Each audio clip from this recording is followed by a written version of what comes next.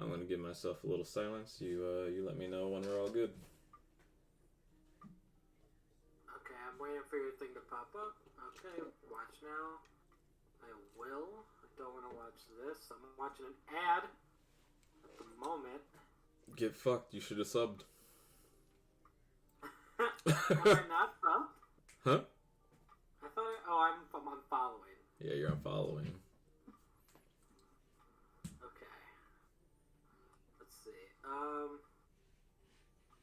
Let's move this down a little bit. Oh, that's a lot of bit. Those cameras, they take some adjusting. Yeah. Okay. Next thing you got to work on is your lighting. Here's what I'm gonna do. Give me 1 sec. Yeah. I'm going to find these deck lists again real quick.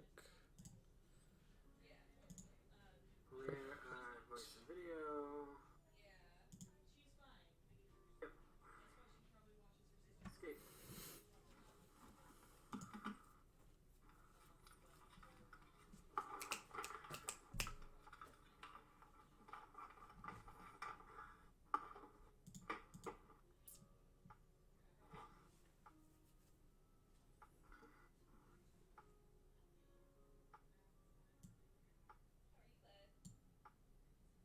You know what? That's good. I'm okay with that. Yeah. Can you hear yourself? I have not even tried yet. Bruh. I'm sorry. We're supposed to be professionals. Wait, be quiet.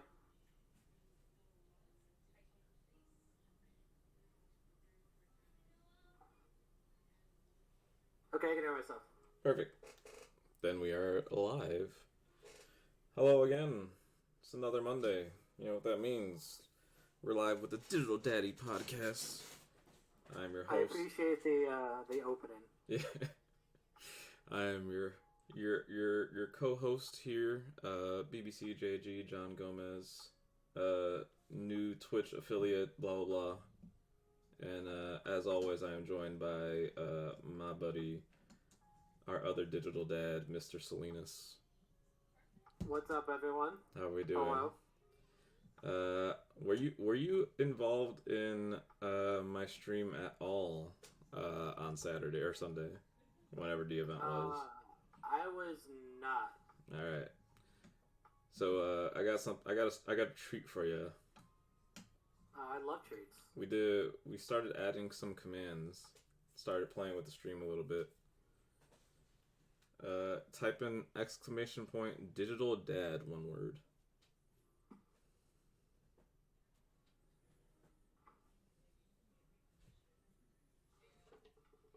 Just digital dad. Digital dad. Hey, Boom. I like that. Right? That's just for you. I'm a fan of that. Thank you. Uh, Hopefully, I'll be streaming somewhat soon. Between Gomez knows this, but I pretty much worked 3 hours on Saturday to make a layout for the tournament on Sunday, which I probably slept through. So. It's those jacked up sleep schedules, man. Messed everything up. It's not the first time I've slept through a tournament, and it's not going to be the last time. No, it won't. It used to be my thing. Gladly, it's not anymore. Yeah, I always get I get really antsy when I think about things like being late is like my anxiety trigger. So I'm usually really early to places, and when I know I like have an event coming up, I actually get like mad, like almost depressed. Like it's a crazy how much like my mindset switches over when I like have a highly anticipated thing going on. It's crazy. Like when I was going back to Chicago, I was a mess for like a week or two. I set my alarm for 8 p.m. and not 8 a.m. and I realized that as I was watching TV or something, I looked at my phone. I'm like, why is my alarm going off? And I'm like, oh, that's why I missed the tournament today. Actually, it makes a lot of sense. Unfortunate. Real quick, I just want to say thank you to the people that have followed while I was away. being DEFCON Inc. and I See People. Thank you for the follows. Nice to have more people here in the Digital Daddy Network. So yeah, what's on the slate today, Connor?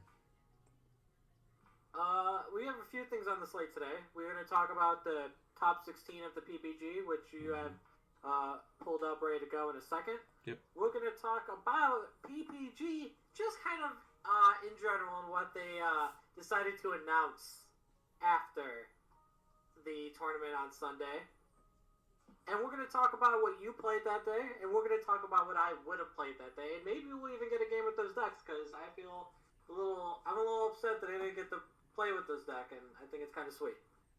Pro Fluffy, thank you for the follow. Welcome to the Digital Daddy Network.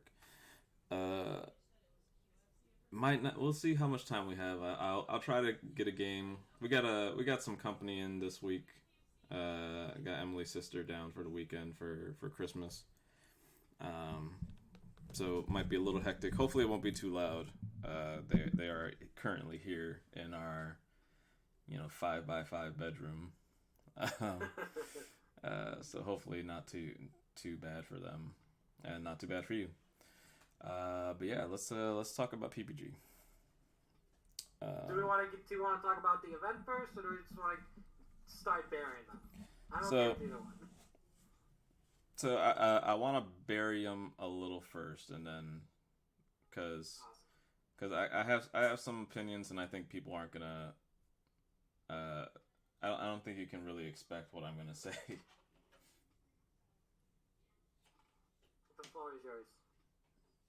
So we talked about this in length last week about how Pro Play Games did some really shifty shit during this past week as far as announcing their 3-box event.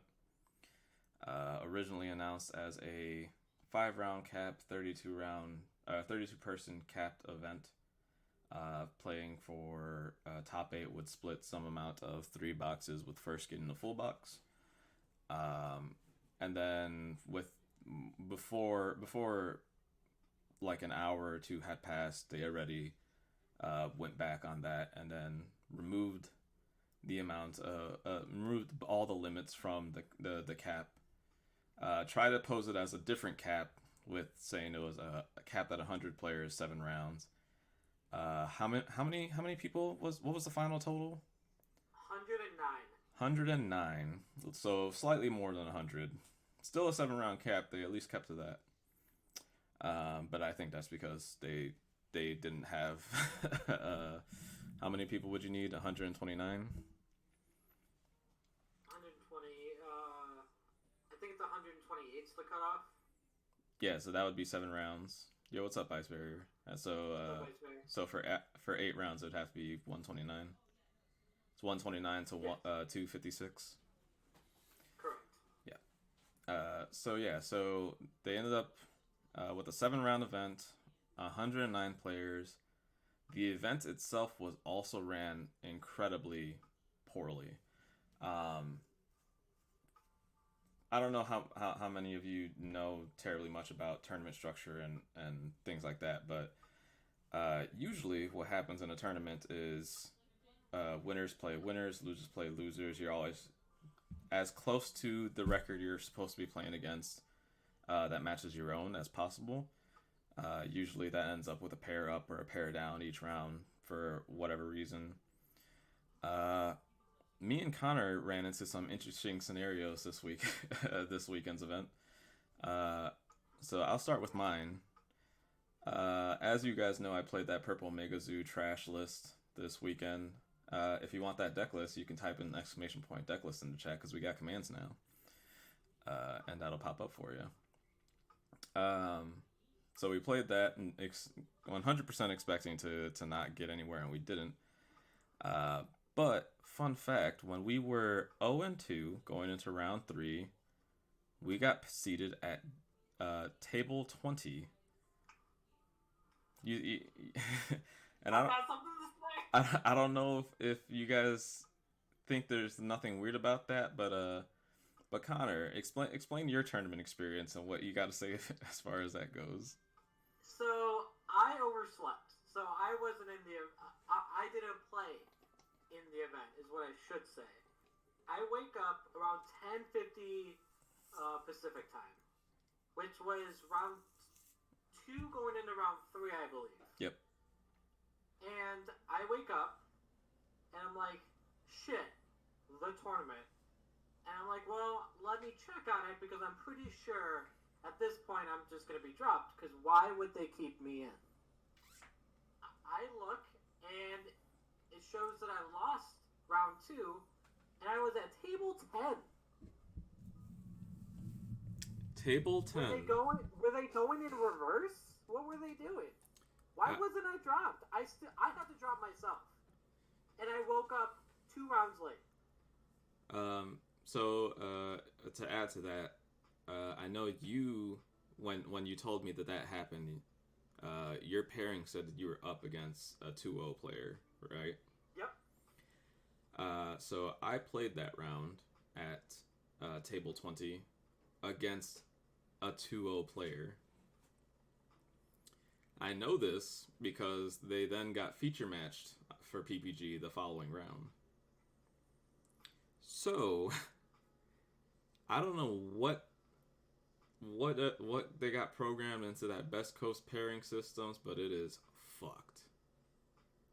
It is not made the way it's supposed to be made, and the reason that bothers me is because when if you looked in the PPG chat during the event, somebody had asked when does the event end, and Pro Play Games responded.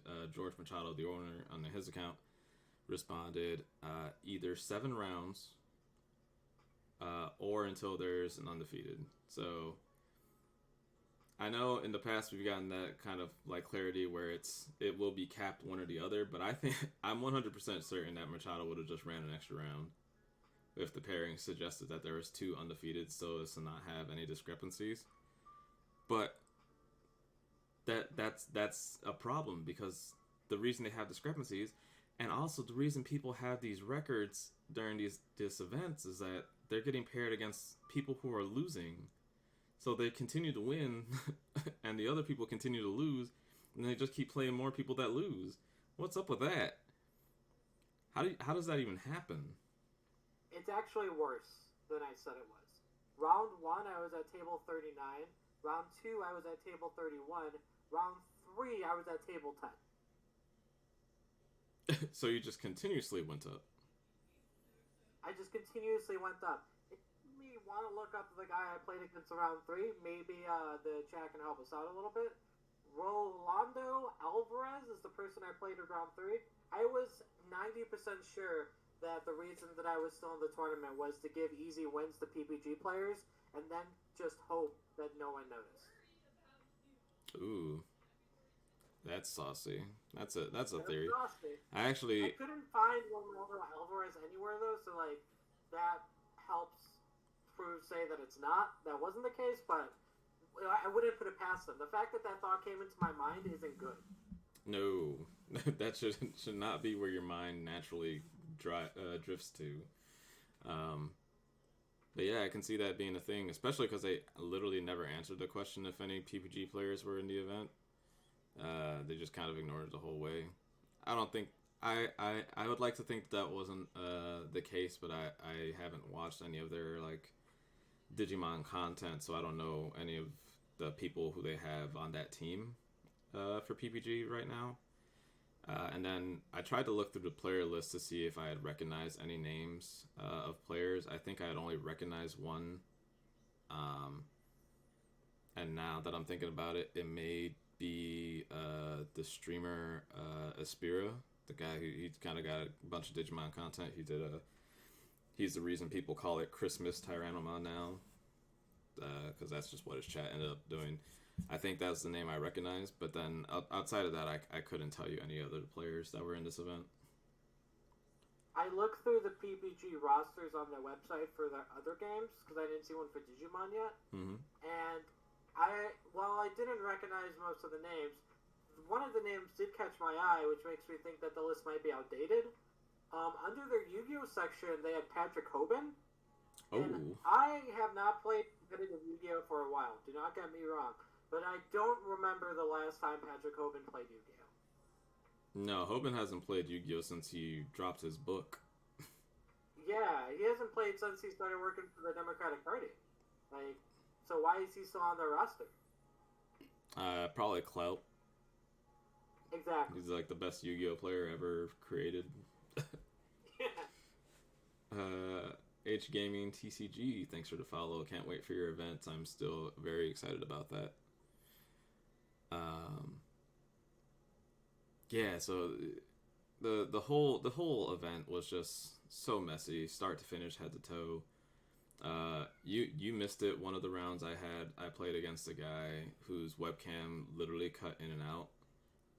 Half the time he was on screen, it was either just a pitch black screen, or it was a pixelated field with cards that were there that weren't there before. I'm not sure how to say that. I'm gonna say Bomb Fuzz. I'm gonna say Bob Huzz, just so we can be sure. Bob Huzz. We'll cover it both ways. I'll call you Bomp either way. Thank you for the Prime sub. Welcome to the Digital Daddy Network. Please enjoy your new emotes and feel free to dump your Emily's in the chat whenever. What was I talking about? I lost my place. The webcam. Yeah, the guy's thing was just cutting in and out. And then we had called Judge, and good on PPG, like Bomb Fuzz. Cool, I got it right the first time. Sweet. So again, good on PPG. Godzilla, what's up? For looking for judging, they ended up getting the same head judge that was at the core TCG event. She's great. She was great then. She was great then. Yeah. I don't know what they told her at this event, but when I asked for a judge assistance for that round, she came in and she said that not only that she had spoken to the guy before, but that it was completely fine. They just agreed that it was just going to be a fine thing, and I was like, I'm not fine with it. Like, he's playing Rookie Rush with he was playing weird options. He was I forget what the option card for Plesiomon is, but it's basically like a shitty blue flower cannon almost. It's just like that. Pick a Digimon. It can't attack or block until your end step, your opponent's end step or whatever. Okay. Which he was playing Rookie Rush, so like it makes sense honestly, because it's like Flower Cannon 5 and 6. Like I didn't hate it, but like, is he playing a full 4 of these? Like, is he playing 12 options in his Rookie Rush deck and still like not having consistency issues? I don't think that's the case, because he was dumping a handful of rookies every time. Blue Sorrow. Okay, that's what it's called. Docile. I saw webcam games that were really weird. I saw Spirit Round 1 video YouTube. His opponent had the worst lighting. Could barely see what cards were. Don't know how Spirit put up with it. Yeah, it was a mess. Like, that game was so awful to play. Like, even if I had won it, it would have just been like terrible for me, because like having just to put up with it, because like his mic was bad too. Like, he kept cutting in and out, so he'd like make plays and I'd ask him questions and he would just like be sitting there and was like, dude, what does this do? Like, how much does that cost? Like, what's your memory gauge at? Like, what did you just play? And I'd have to repeat it all the time, and then he would also not hear when I was saying things, because his setup was just terrible. I assume it was just his internet was also like the main cause of it, was as he just had trash internet and as opposed to like a webcam or anything. But it was just a really bad experience overall, and honestly, like, he should have just been removed from the event, because you can't have people put up with 7 rounds of that. Yeah. And that's literally the one exception or like expectation of these players outside of have real cards. What if that guy won the whole event? Right? That's what I thought too. Like, I mean, even not winning an event, if he gets prizing at all, like, what does that say? Because it's like the only reason I can see it like think about like going to locals or whatever, and you know a kid shows up to locals and he's got his starter deck or whatever. It's unsleeved, but it's got band cards in it and whatever. And like, well, he's not gonna win anything anyway. Let him play, type thing. But like, that's not what this is supposed to be, and that's exactly not what it's supposed to be when you decided to open it up to be bigger than a 5-round tournament. You actively changed this from being a local tournament to being a premier event. 109 players is not insignificant, which is like, I want to get into that part later, but like we have to now look at these results, but these results are all skewed because of original like ideas of when people signed up for the event and then couldn't get refunds because they were told no refunds, and unless you had some type of proof, you could not prove that they said what they said originally. Yeah, it was just a mess, start to toe. I'm not really sure how much more I want to say about like specifically this event, but yeah, for me it was just so poor, very poor experience for me all around. There's only one deck that's even, I think, worth talking about in this top 16. Like, we'll do a quick once-over, I think, of pretty much everything. Mm-hmm. But there were, I'm going to, spoiler alert, there were 16 decks at top 16, so that's correct. 7 of them were red Omnimon, 7 of them were blue Omnimon, 1 green, 1 purple. Is Omnimon a good card and deserves to be a chunk? Yeah, we saw that in the core TCG events. The red Omnimon was the most popular deck. Do I believe the results would be different if things were ran like an actual tournament? Yeah, I do. I don't think it would be 7-7-1-1. It might be like 6-5-3-2 or something. Like there's so many small little things that this event could have changed. If there was a secondary market right now for this game, like our TCG player, and this event happened, Omnimon would be skyrocketing in price right now. Absolutely absurdly high, because this event right here suggests that you need to play Omnimon in order to play the game, and again we will keep recycling this topic until we know the game is in a stable place. We are in an introductory stage with this game still, not released. The game does not come out for another month. PPG is Bandai's number 1 connect to North America, since ARG basically forfeited that when they went all in on Argent Saga. Good bet, guys. Yeah. As your introductory way into this game, you see how this event was run start to finish. You see like the toxic like player base and the trading communities. So you come in with this opinion in your head, I need to play Omnimon. Okay, where do I get Omnimon? I can't buy singles because they're not listed. They don't exist. Only certain stores have singles listed, one of them being PPG. So you telling me that PPG might have had a lot of Omnimons and then manufactured a top 16 that could raise Omnimon's price on their website? I'm saying that there's things that people need to think about when it comes to these type of scenarios, because this wasn't a natural conclusion to an event. People joined this event thinking one thing entirely, then got blindsided with something else, and then had to adapt. You had a pairing system that refused to pair people the way it should pair system, and that's a basic thing. Like there's already a Bandai the what we played on the core TCG. The core TCG was run on the same thing that was run on the Top Cut event, that was run on the Carta Magica event. It is one system already. So why did PPG need to use their own system? Because the system. RK9 Labs is like the best system in the like any card game. RK9 Labs is the best. Mm-hmm.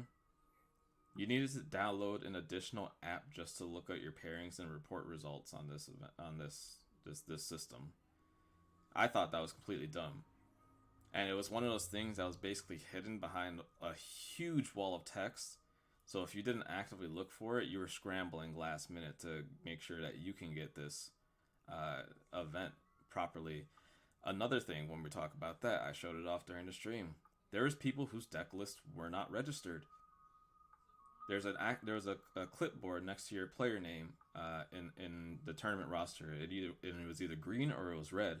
If it was green, that means you completed all the things necessary for your registration. If it was red, it means you were missing something. At least 50% of that event was red. So did all of those people get game losses? I doubt that. And this is of note, like, we're obviously critical of how the event was ran. And the things that were used to run the event. This isn't to disrespect the people who top 16 the event. And I want to make that clear. Yeah. Because I think some people can hear our comments and kind of be like, well, why are you shitting on the people who were there and did well? We're not. Mm-hmm. But there are other factors at play here that are an issue and that need to be addressed. Congratulations to the top 16 people. Good job. You weren't, as far as I know, were doing anything to affect it. And there's no reason for me to think that. But, sadly, there were circumstances that make you question the event as a whole. And I think that's important. Yeah, this event, to the people that care about it, should be looked at with an asterisk next to it. That being said, I'm going to say something that I don't think people will really think I'm going to be saying, because given just how my opinions about this event have been in the last 7 days, you know I've been super negative about it. I'm not a fan of any of this stuff that happened. That said, if you asked me, should I play the event this week? My answer would be yes. And I think there's reasons for that, and we'll go into it later, but let's go kind of piece at a time. Let's go into these top 16 lists. We're not going to go as super deep as we did with the core TCG ones or any of the other ones we've seen, because, again, this list is almost head to toe identical all the way through. Might skim them over to see like tech cards, things like that. There is something I want to look for in these decks, specifically as kind of a learning experience for me this weekend. I got humbled pretty much all day yesterday, and I want to comment on that a bit. But yeah, you want to go through these lists real quick? Yeah, let's do it. In first place, we got Emmanuel Mingone. Yeah, probably Mignon or something like that. Yeah. They're playing Blue Omnimon with some Volcano Dreamons. Yep. I think a lot of people are making this change, getting rid of the Metal Siegramon and playing Volcano Dramon. I think Volcano Dramon is just overall a better card. Metal Siegramon deals with blockers, which is nice, but honestly, if you're playing Metal Siegramon, you're going to give them all the memory back to play their blockers. I don't think Metal Siegramon's a good card at all. So replacing it is always number one in my head as far as like these Blue Omnimon decks need to do. I think those become 2 tech flex spots, and I think the best flex spot filler in that situation is Volcanic Dramon. It does the exact same thing that you're in theory trying to do with Metal Siegramon, and that is be an impactful on play mega that does something and can still evolve into Omnimon. Volcanic Dramon does what you want with Metal Siegramon, and that's potentially clear the board of additional threats on your opponent's side. This one does it better because it deals with the entirety of a Rookie Rush board, and then deals with, it can blow up Devimons that come off of Piedmons, things like that. Whereas Metal Siegramon would still let your opponent have them, and then they can probably just replay them, which in my head means it doesn't do anything. But then Volcano Dramon also has security attack +1, which is very relevant. But yeah. Sweet. Next deck, we got David Sue playing some purple. Yep. Just looks like a standard purple list. Nothing pretty crazy going on here. No funky numbers. He's playing Tsukaimon, so he has a couple of extra rookies. But yeah, he's playing Night Raids. Not a full lineup of Trump Swords. The interesting thing about here is he's playing some Blue Splash, which looking at his list, I now think I have a better idea of what I want to do for my Black Splash thing that I'm potentially going to mess with at some point. But he is just playing 3 mats, blue mat tamers. This mat is what does it do? It's if at the start of your turn, if you your opponent has a Digimon without a Digivolution source, you gain a memory. So very good as a splash. Tamers are uninteractable, so they're probably the best things to do splashes with outside of eggs. Eggs are another kind of tech crazy way to do that. You could just flip an egg over, and if it's your splash color, you just leave it there. They can't interact with it, and it still counts. You can still play your options.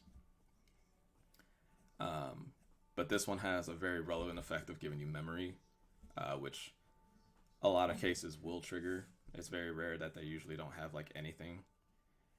Think about why people think Upamon is the best egg is because of that wall of text. Opponent having a Digimon, no Digivolution sources. And then the things he's blue splashing for are Kaiser Nail, which Kaiser Nail is, again, I was talking about how this card is nuts. Especially if you can get it in purple, which he managed to do. And that is putting a Digivolution source on play, and it gets on play effects. That is strong in purple, because look at the things you get to do. You get to have Devimon with Vengeance. You get to Chimeramon. You get to Beelzemon if it's under Millenniumon. Piedmon if it's under Millenniumon. Like that play is probably insane. Going like Piedmon, pass. Piedmon lives. You go Millenniumon. Then you Kaiser Nail. Like Millenniumon coming back usually. It's cute, but not really necessary. But like playing a Piedmon for 4 memory, woo! This was the sweetest deck of the tournament for me. Yeah, it was cool.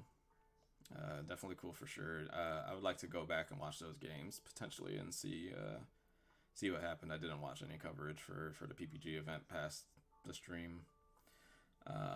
Real quick, I just want to look at these comments for a second. We got Bomb Fuzz. I don't have a good cam, and that's the only thing keeping me from going into tourneys for that exact reason. If I go to start a round and my cam is fucked, is it even fair to your opponent at that point? No, it's not. And it's 100% like part of it's not fair to you, right? Because you're actively trying to do what you can to play the event. But you need to make that judgment call. You need to be able to say, look, I'm going to play this event selfishly because I want to play this event and I'm going to do what I do until they stop me. But you understand that going into it, that those are consequences you've accepted, the price you're willing to pay to play this event. You're making what is the correct call. You're saying, look, I want to play this event, but it's not fair to the players at that point. The people, like, you're being considerate of people around you. And that's like, you're a good dude. Yeah, it's like you're actively not trying to scum someone. So like, good on you. It sucks that like that you're essentially saying that you can't play, but like there's a lot of options in place to make sure that you can get something going. It's just really unfortunate that like that was allowed, but whatever. George Manez. So we got George Manez is on Mono Bloom Omnimon with Volcanic Draymon. Yep, we talked about it already. Better than Machine Dramon or Metal Sea Dramon. And we got 4th place. We got Matthew Keys with Mono Red Omnimon. Yep, nothing special here. It's just actual card for card, generic Red Omni. Super basic. Yep. Next, we got 5th place. Shout out to Pro Fluffy here. Mono green. I still think green is the strongest color. I mean, I'm starting to be inclined to believe you because I think this version of green is a correct 1.0 version of green. No Rosemons, none of that nonsense. I love that champion Digitamamon regular Garurumon play where it's Digitamamon gain memory, Metal Garurumon shenanigans, and you just attack them with a bunch of champions in play. But it's super fragile combo. This is just, I'm gonna play a really big Titamon. The turn I play my Titamon, I'm gonna kill your Omnimon. I'm gonna leave you at 1 memory, and then this Titamon's just gonna go the distance. Titamon is a house. I think Titamon is the best of the 6, 10 cost 2 to evolve megas, and it's like not even close to me. This guy is just so big. I like that he's not playing Izzy. I think Izzy misses a lot on average, considering that like most times when you play it, you probably already cycle through a bunch of your Digimon. He probably should be playing 1 or 2 more copies of Mimi because that card is actually really good. And this deck is the type of deck where Terra Clusters I think is great because Terra Cluster getting rid of like threats that could potentially threaten your Titamon after it being in play. Yeah, this is where I think green should be at right now. There's also just a pretty good chance that the only reason they played 1 Mimi, maybe they only had 1 Mimi. Yeah, their numbers in their deck kind of suggest that something's funky. Mainly because when I look at 3 Puppetmon, that is why wouldn't you play 4? Yeah, that is almost 100% not correct. But yep. So now we go on to Pedro Alves and Red Omni with a single Puppetmon. That there it is. He took his Puppetmon. That's what happened here. God dang it, Pedro. Yeah, ruin it for everybody, buddy. Jonathan Kim, Blue Omni. Okay, this one's funky. Yeah, this one's a little different. Let me say I kind of saw this a little bit yesterday from playing. People are trying to tech out this loader Leomon. For the same reason I assume Red plays, Metal Tyrannomon? And that's because it is a 10k level 5. The reason Metal Tyrannomon out of Red is good is not because it is just a 10k level 5. It's because it's usually like anywhere from 11 to 13k because of the inheritables. These blue inheritables don't work like that. It's not the same thing. Does anybody know what Cerberusmon does? Cerberusmon. No idea. Well, I gotta spell it correctly. I'm not sure how to spell it. It's okay if you're a little behind docile. That's cool. I think purple blue is a good bet for this weekend, personally. I think that deck is sweet. Yeah, I just think it's a sweet looking deck. Looks like fun. I have no idea how to spell this card's name. Let's see. Library. Why does this always crash on me? Just straight up gives up on me. Okay. Let's see if I can just find it. Oh, nice. Uh, 5 costs, 3 to evolve, 6 to play. When attacking, twice per turn, discard 3 cards from your hand. This card becomes active. So he just has a 1 of this, I assume, to get cheeky and try to get aggro. Don't. Thing's terrible. Also, yeah, try out that purple blue. It looks fun. It looks pretty simple. Your line of play will probably be the same as regular purple, so if you're already familiar with that, it shouldn't affect you too much. You just get access to Kaiser Nail, which is, we talked about it a little bit a couple weeks ago. I think that card is incredible in purple. So if they figured out a way to play it, I think that's the way to play it. Kaiser Nail is pretty sick. Yeah. And then here we talk about the Metal Digimon play. So here, he probably would have just committed to a Volcanodramon if he was confident in that line. This just suggests hesitation to me. But that not the biggest deal. But I think that should just be another Volcanodramon, honestly. So here's a question for you, and feel free to tell me I'm crazy. So we've seen a lot of these lists, the blue ones, play 2 Volcanodramon. Great, fine. Would it behoove them to, instead of playing 2 Volcanodramon, or 1 Metal and 1 Volcanic, to play 1 Volcanic and 1 Puppetmon? Yeah, I mean that's an interesting tech spot. It's worth trying out. I don't think it has to be 2 Volcanics. There should definitely be a Volcanic. I think that one of the Metal Digimons definitely needs to become a Volcanic. I just say don't play the Metal Digimon. If that's a flex spot, make it a flex spot. But that you can do so many other things than play that card. Just even Machine Dramon's just way better. And if you have the name of the person who made that deck, by the way, Docile, I would love to know it.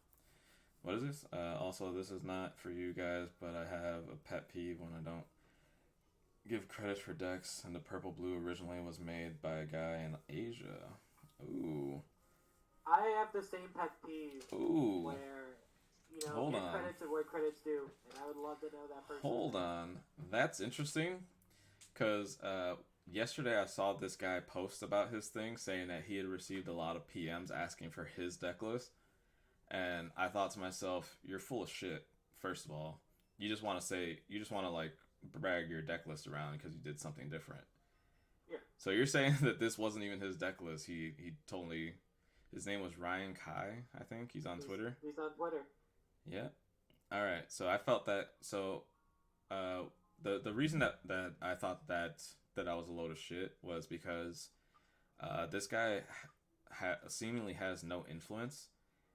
He doesn't seem like a poster. He's not like any groups constantly posting. He's not like a content creator or anything like that, or like one of the people trying to ride the content train. So he was just straight up a random person out of nowhere. Also, I believe he was from Portugal. So, and the reason I'm saying all of this is because I doubt anybody could find him. Yeah, does that make sense? I don't think that anybody, if they typed his name into a search bar, he would be immediate first result, snap off the DM. So for them to say that people were asking me for this, I just don't believe it. If you want to humble brag and you want to talk about how sweet your deck list is, it's sweet. Definitely talk about it, but just don't try to be like, oh well, this #1 requested thing, because it's not.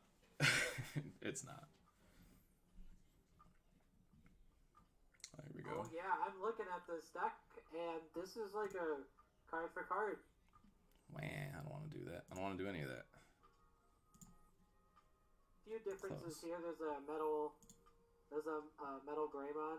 I believe that's the name of that Digimon. Hold on. I'm trying to look. So he either has 3 breath Metal or Garurumon. 3 Trump Sword. I'm not sure. Yeah, Metal Garurumon down here. A full set of Piedmons. He's playing some Myotismons, but yeah, this is it's the same shell, same basic concept, but yeah, a little different. Yeah, so this one is actually I think this one is doing the exact play I'm thinking about.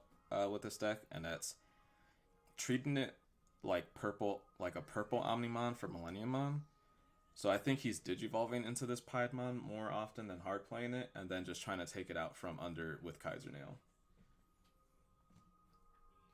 I don't think he's actively playing the Piedmon out of his hand, but he has that option as a purple player. But I think he's trying to go up through the chain from Millenniummon, which explains why the Myotismon is here in this list, because he just wants a cheap ultimate to play. It also helps explain the Metal Garurumon, because you can either get back just like a sweet value card considering you're playing 4 Piedmons, or you can just start a new chain rather easily. Yeah, exactly. Metal Garurumon, another great thing to pull out from Millenniummon with the Kaiser Nail, because when it attacks, it's just going to give you more bodies, and that's what this deck is seemingly aiming to do, is to just go really wide.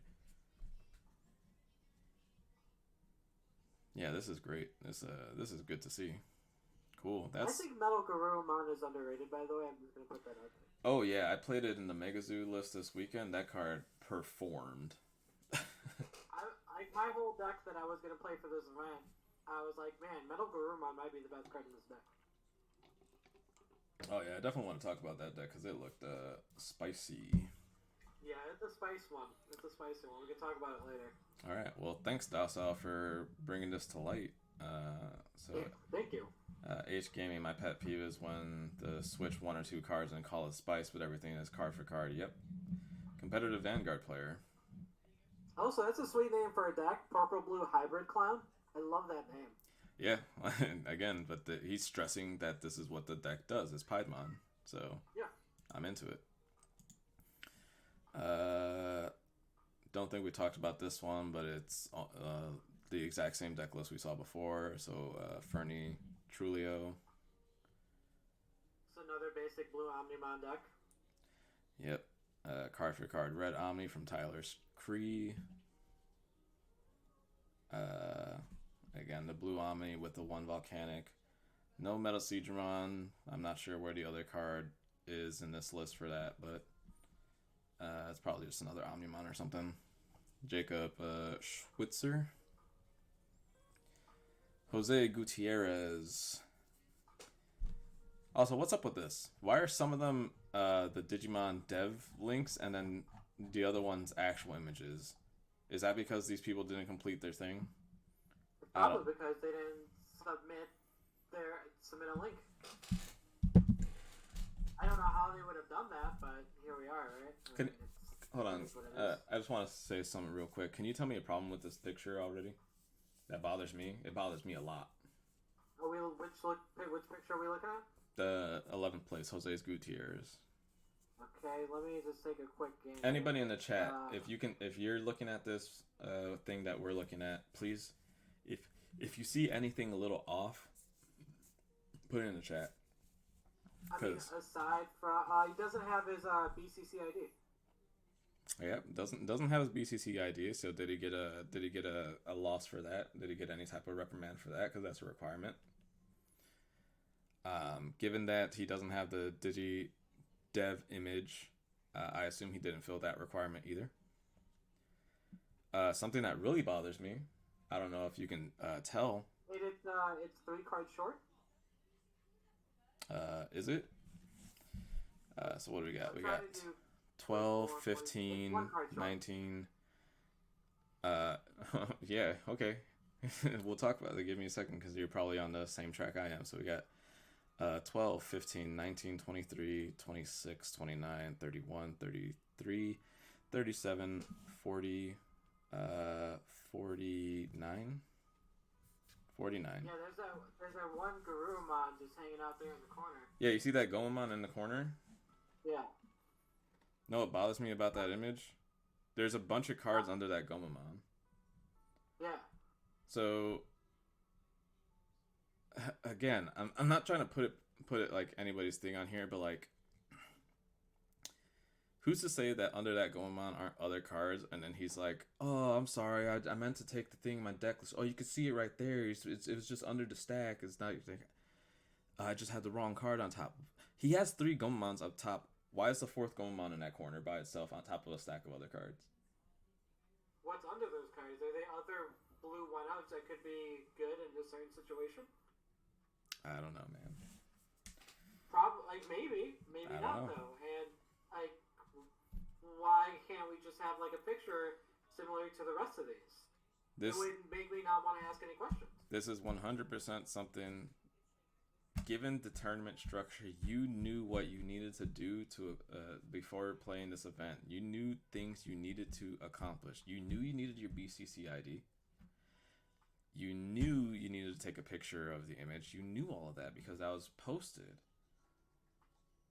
So I need to know, did PPG give him any type of penalty for this? Because I got a game loss in the finals for misregging my deck of the core TCG event.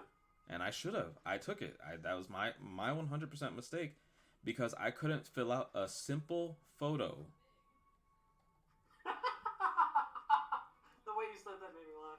Like, dude, like this is like I want to talk about. He has he has 2 copies of River of Power. That's an unsummon basically. That's cool. I want to talk about that, but I also can't take his deck seriously. I just can't. And Bob, you like exactly your point. Like even if no BS is going on, why would everything be so organized except for that little card stack? Exactly. He has 3 Gomamon lined up already. Why is there a Gomamon off to the side? Why isn't it sleeved? Why isn't it sleeved? There's just too many questions. I want to believe you, Jose Gutierrez, but like, you can't get mad at me for asking the question. Yeah, this is not. It's not cool. Ralph Patrick Balga, another blue Omni. Slightly different egg structure though, which I thought was interesting. But... Yep, playing the Sunomon because he's going all in on the starter deck kind of lineup here. He has. Sorry.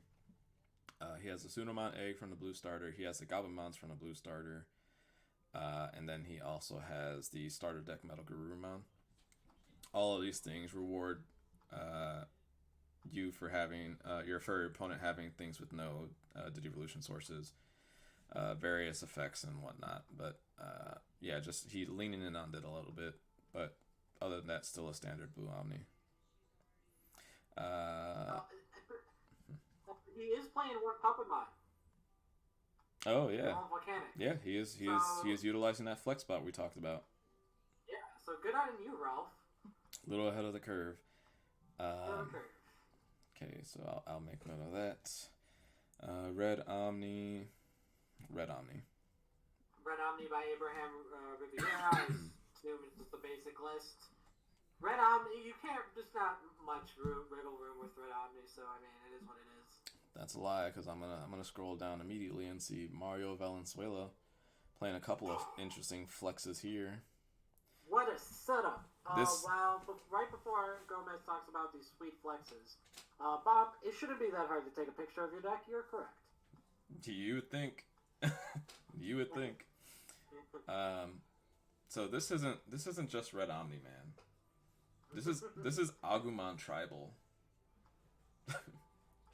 He's got 3 copies of Agumon Expert, 2 copies of the promotional pack Agumon, and then 4 copies of the plus 1000 inheritable, the standard Agumon. Then he has 3 copies of Gabumon, the on-play draw card, and then 1 copy of Grizzlymon as the 5th blocker, which you can digivolve onto Gabumon if you ever played it. That's cute. I want to know how all this stuff played out for him. I'm interested. He only has so many champions to evolve into to go to this Omnimon chain. Like his Omnimon chain has to start off really weird because it's very diluted. Earlier that my favorite deck of this tournament was the blue purple deck. Mm-hmm. I stand by that. This is the deck that I would want to watch the most, just to see how it played out for this kind of what you're saying. It's a very unstable line. Yeah, I want to know.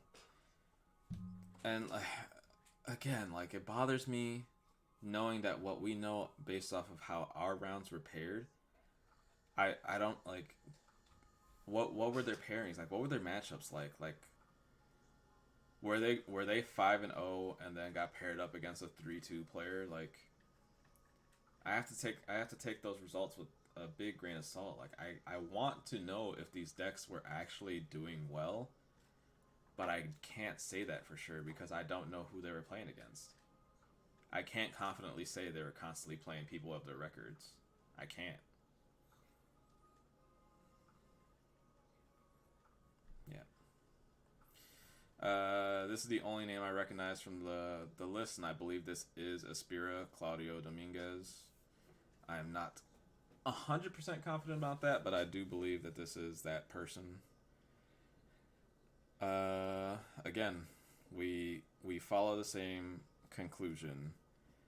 We have a picture image rather than a Digimon card.dev image, so suggests to me he did not complete all the necessary parts of his registration. Did he get penalized for that? They do have the BCC ID in the picture, so that's awesome. I have not counted all of these cards. Based off of the image itself, I believe this is just 50.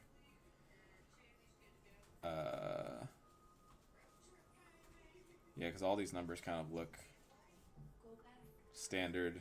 He has the two Zoodome instead of one, which is I assume where that Metal Sea Dramon slot's missing from. But yeah, standard stuff. But did he get penalized? He thought Aspira was third. Well, then never mind. Let's see. Let's memorize that name. I'm not actually sure. His name is George. And this looks like a better list to me. And this is what I would expect somebody of that like kind of level of play to be on. Is to be on the same conclusions I'm on. Is that Volcanic Dramon is just better than Metal Sea Dramon in every case. And then 16th we have a blue Omni, Volcanic Dramon in the slot, Zahar, Zadidi. There are 50 cards in Claudio's list, so there's an ID, there's 50 cards. Yeah, it sucks that they didn't do it the way that you were quote unquote supposed to, but at least everything about that picture checks out. And so I don't have any questions. Okay, so going off of the list we see, I think it's I want to talk about something that happened with me and something I need to be more mindful of now that I'm like actively trying to show that I'm a good player with my content and things like that. I need to stop doing things that I would do if I was a Yu-Gi-Oh player and playing on the mindset of this card is bad, why will you play it? To be fair though, that's a hard thing for anyone to break in any game. Once you kind of get into that mindset of like, this is a bad card, and I was definitely that way myself. We talked about this on the live podcast a little bit with Magic, of like, that card's bad, just don't play it. That's a hard mindset to break once you're in that mindset. Yep. Specifically, I mean, so at the Course TCG event, I was literally, every color I played against, I respected every single card in that color, up until the finals when I played against Green, and I did not respect Terrorist Cluster. I think if I had respected Terrorist Cluster, I would have won that event, even with my game loss, and that was 100% on me. I messed up my finals. Like, I take that on a chin.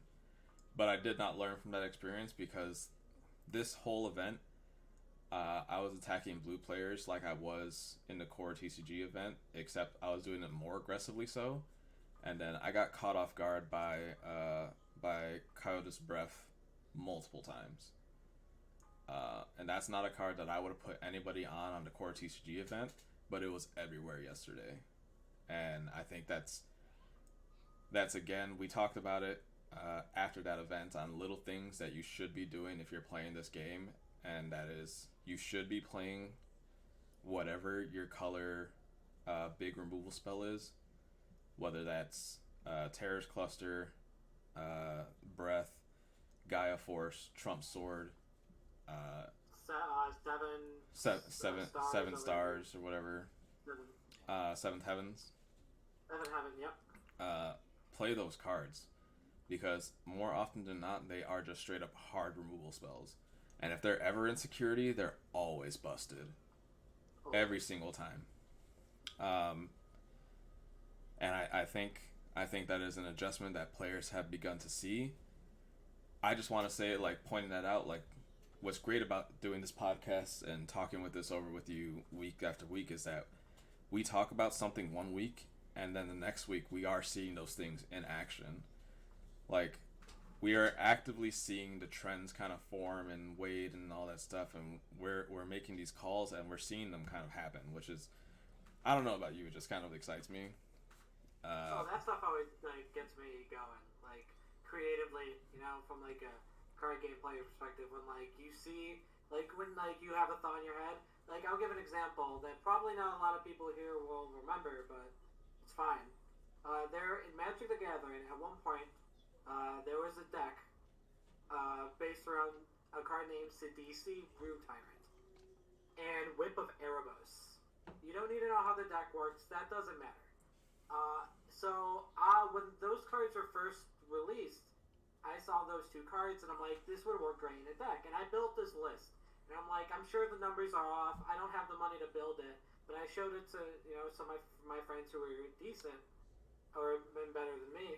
And I was like, hey, you know, I think there's something here, but, you know, I'm not sure. And they were like, it looks kind of clunky. And I'm like, yeah, but, like, you don't care because you're just, how the deck works, it doesn't matter if the deck's clunky. Because you brought back stuff from the graveyard. Mm-hmm. Give it a few months. Deck doesn't really do anything. People talk about it a little bit, but it doesn't happen. The World Championships happen, and that deck is everywhere. Turns out it's one of the best decks of the format. And when that happened, I was messaged by a few people and was like, hey, this is like very similar to the deck that you showed us. Like it was, I did the count, and of the 60 cards main deck, 56 were the same. And I felt like, even though I didn't play in the World Championships, it felt good being like, it's nice to know that my head was in the right spot. Yeah. It is validating as far as the stance goes, like when we're talking about things, and it just shows that like our, at least like for us, just like basically a confidence boost that we guys aren't like, we're not just talking out of our asses here. It's like we're seeing things and we're talking out loud. It's like, what would, if we had known what happened or what was going to happen, what would we have changed? And it's making these adjustments, and these adjustments, they're clearly there. And it also is great because I've seen it a couple times now where people talk about how like this format is set in stone, like you know how things are playing out, and that's just wrong. Like there's so much unexplored space. It's just currently people doing what they think they have to do because of what results tell them to do and what previous game trends have told them to do. Yes, there's usually like an ABC list when it comes to like deck making and stuff like that. I don't know how many times I have to say it. You can play anything in Digimon. Yeah, this format's not solved. But one thing that's sweet about this game in general, and it's when Pokemon is at its best, is the same way. It's a constant rotation because there's just so many different, I think, colors and things you can be doing. Mm-hmm.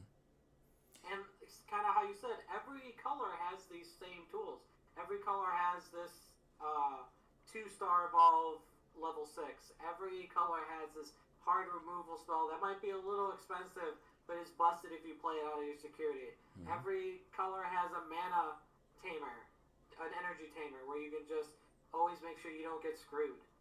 Mm-hmm. And if that's the case, it's very hard for there to be a best deck that's the same from week to week to week. Yeah, Omnimon's a good card, but that doesn't mean it's always going to be the best card or the best thing that you should be doing. Mm-hmm. And that's why people need to, like, you need to familiarize yourself with all of the cards and all of the options when it comes to what do I need to play around. Specifically, what's great about it is, even though the card pool is so vast, since they are similar, you know what areas you need to be looking for.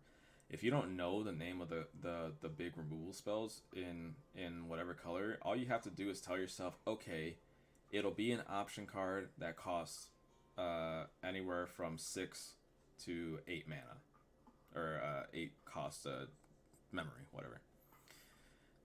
So then you can look for those things.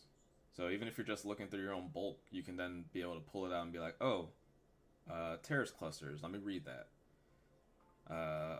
This puts to the bottom of my deck, but it only works on tapped creatures. Okay, so if I'm playing against green, maybe I don't attack with my, my more valuable creatures right away. Maybe I take my time, kind of build my board a little bit before I start rushing into security checks. Seven Heavens, same thing. That one. Trump Sword, same thing. Trump Sword. Unsuspended guys. Dude, the amount, you guys have seen it when you watch my tournament plays. The amount of times my Trump Sword hits the Omnimon after it stands back up, or it hits a Metal Garurumon after it brings out Garurumon from its source and stands back up, is high. I have always punished those big mega plays, mega pushes with Trump Sword out of security, and it's real, and that 100% will turn to game state if it's something that you weren't playing around, because you're like, well, it won't be there, blah blah blah. I have game on board, so I'm just gonna attack, and then you attack the wrong way. Well, now you've lost the match. And then every deck has the same ability to choke you at 1 memory. So what do you need to do? Look for ways to get out of 1 memory chokeholds. Those memory gain tamers are in every single color. A lot of colors have multiples, so it's something that's completely free for you to play. I think purple has the worst time because they can mill it, and that's the only thing. If purple mills Matt, okay, maybe it'd be a little bit of rough shape, but none of the other colors can mill it. So you're either gonna draw it or it's gonna be in your security, and if it's in your security, it's free, and now you're never gonna be memory screwed the rest of the game. Honestly, now that I've seen it and I've thought about it a little bit, more decks should probably just be playing that blue mat from the starter deck. Yeah. It's completely free. You lose nothing on it. You can just replace 1 or 2 of your options, or your 15th rookie or something. You just play that blue mat. If you ever just stick it, it only costs 2 memory to hard play from hand. But the upside of you potentially starting your turn with an extra memory every turn, that seems pretty good. You ran 2. I think that the tamers are a very weird space in this game that I still don't think is fully I don't want to use the word solved, but theorized. I think fully explored. Yeah, fully explored, because their ceiling, while not as high as some Digimon or some options, their floor is a lot higher. Yeah. Even on the ones that aren't as good. Yeah. Those things. It is an interesting thought process, because you usually want to think about best case scenarios with cards, and I think for that line of cards, it's the worst case scenarios that interest me the most, because the best case scenario for all of them is basically exactly the same thing. It gets hit out of security, and then now you're never stuck on 1 memory. That's the best case scenario for those things. In the case of Matt and TK, you may get a card back too. But that does that matter as much as you getting that memory? Does that infinitely make Matt, TK, Mimi just these cards are so way above the other ones that I shouldn't even look at the other ones? I don't think that's the case. I was thinking about this a lot with Black, with Ty, because Ty is good. It gives plus 1,000 DP on your opponent's turn. You're playing a deck of blockers. In a vacuum, that's exactly what you want. Mm-hmm. But if you're going to be playing blockers a lot, it means that your opponent's going to be extending a little bit more probably than they would like, because they need to get rid of your blockers, whether through options or just going wide and playing more creatures. So if that's the case, great. But then you have to ask, is the math that Matt is giving you worth the mana that you're getting, which your opponent is already kind of giving you? Mm-hmm. Yep. I don't know. Yep. I thought that's the same floor space with the black tie. I think black tie shouldn't be a memory gamer. I think it should be like these starter deck ones that are 2 costs to play. I think it should just be 2 costs and the same line of text where it's main, your opponent's turn, give 1,000 to all your black guys. Because, yeah, if the plan against black is to try to choke them at 1 memory, that's all they really need. They just want to play a dude every turn, and if they're doing like, if you're trying to do that memory chokehold, that likely means you're giving up going wide for going tall. What's the point of going tall if you just get blocked? So that's not going to win you a game against black. So you need to go wide. In order to go wide, you need to hard play things, and that's usually going to result in you starting your turn as a black player with 3-4 memory. So what did the tie do? There were a lot of times where when I was playing the black deck in the core CTG event, where my opponents were just leaving me on 2 or leaving me on 3. Mm-hmm. Or if I was ahead, they were leaving me higher, which meant I just got to play the board more. And I felt like in retrospect, looking back at it, I'm like, you know what? Maybe I just shouldn't be playing that card. But it's deeper than that. It's what you were saying. You need to know all the cards. Mm-hmm. So I need to ask myself, what's going to be played a lot this weekend? Am I going to see a lot of red and blue Omnimon? Is it going to be a purple crowd? Okay, so I have to look at those decks and I have to see what numbers do I need to be good against. And then I have to look at black tie and I have to be like, does the bonus on black tie give me the correct math or does it not matter? And that's the kind of stuff you have to do. I know that's a lot of information and a lot of words that I'm throwing at you, but that's just the fact of the matter. Yeah, it's I think what's interesting about this game is that when I think about like playing other games and like testing, it's perfectly reasonable to like test solitary hands and like play goldfish. I found that goldfishing Digimon almost doesn't mean anything because games are so situational based off of the experience of the game, and there's so many different ways you can go about like playing out. You can't just assume that you're gonna play out your 5-card hand the exact same way every time. So it's like if you're playing a goldfish hand, you need to goldfish that hand like 4 different ways before you can go on to the next goldfish hand. But you can theory craft with things and just like on its base level, what is the goal of this deck? What it like routes avenue? How are opponents supposed to play against it? And then compare your cards from there. But like that's a lot. It's like, not saying it's like not it's easy or whatever, but there's a lot of work that goes into that. But I think people just aren't willing to put the time into that type of testing and just assume that whatever they see is what they're supposed to take on face value.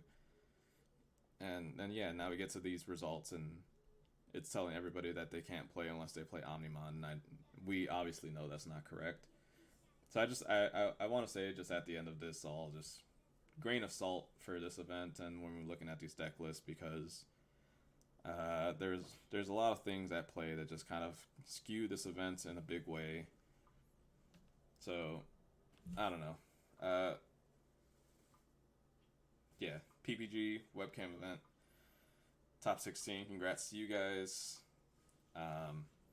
I'm never going to look at this event as significant, even though it should be, given that the player turnout was very large. And that's unfortunate to the players that played in it. You got anything else to say about this event? Nothing about this event. Okay. Iceberry, I ran 2/2 blue mats and it felt kind of clunky. Can you explain that a little bit for me? What felt clunky about it? Also, Bomb, if your heart is in the cards, there's no such thing as bad card. Shake my head, I feel ya. You know, maybe his heart just wasn't in the cards when Gomez was playing.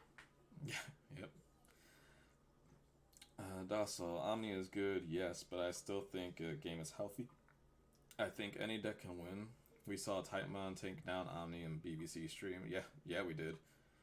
Yeah, Exactly. we did. We saw exactly our point. we saw a 16K Titanmon just murder that thing. We were very confused for a minute. So Iceberry, every time I used a cheaper mat, it just felt like I wasted 2 memory because I could have used it to Digivolve or to hard play that turn. Huh, that's interesting. So, when did you find yourself playing that mat? I'm interested. And yeah, so like, what scenarios were you playing it under?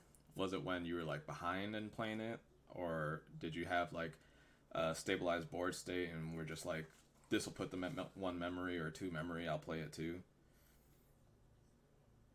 Because do you think that maybe you were just playing them like inefficiently? Could that have been a factor? I'm genuinely curious because I do like that blue that starter deck mat. Blue versus purple boards were about equal early mid game, so you're trying to get it on board early. Yeah, I can see that being a thing. Honestly, against purple, I think you want to play it later. No, because purple likes to put their rookie into play, but they're putting their rookies into play and they're usually just dying. So yeah, you'd put the man into play after they had a rookie in play, and then I guess the plan for the purple player would just be to clear the boards of the rookies. I was kind of scared of Chimeramon, so I put it down. That makes sense. Honestly, I would wait till you saw the Chimeramon to put it down. Chimeramon usually puts the blue players anywhere from like 3 to 6 memory. So think about it that way. Like, if they have a Chimeramon, they put you to some significant amount of memory after clearing one of your guys, and then you can rebuild a little bit with that memory left over, and then end your turn by choking them at 1 with a blue mat. And now they have the choice of, do they focus on clearing your board, or do they make sure that this Chimeramon goes away so you don't have enough memory to go Plesio Omni in the same move? I think that matters.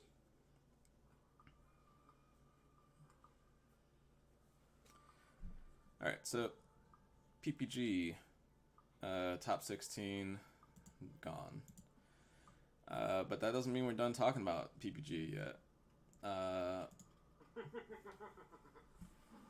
So it's time for the main event. So PPG, this morning, posted that they will be running back the webcam event. Has anything changed, you ask? Yes. What changes have changed, may you ask? Instead of it being on Sunday, it is now on a Saturday. Everything else is exactly identical to the event that was run today, except that the date has changed. And then one other significant change that happened to this. If we look at the event details, I'm going to say the exact wording from the post, if that's okay. Yep. This was posted 7 hours ago, and it has a unique banner, by the way. It's not just like an announcement and an event. It has a unique banner, and those take a minute to make. They don't just happen overnight. Due to overwhelming positive feedback from our last event, we will be debuting another New Year's special webcam event this weekend with some additional prizes from Ultimate Guard. In the event, as you can see on the screen, is listed New Year Digimon 3 Box 1.0 Webcam Premier Tournament.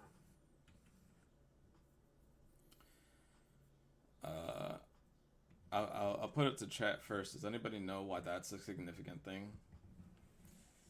Me and Connor understand why that's why something's not kosher there.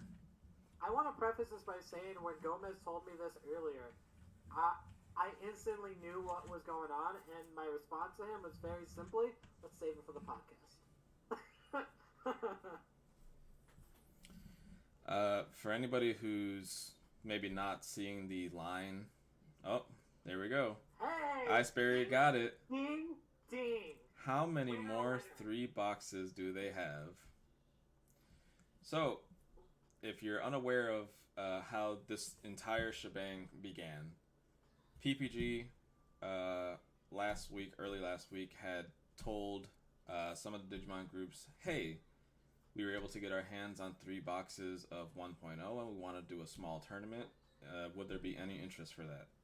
It'll be run this weekend. We'd cap it off, blah, blah, blah. And that's where you get the 32 cap, 5-round cap.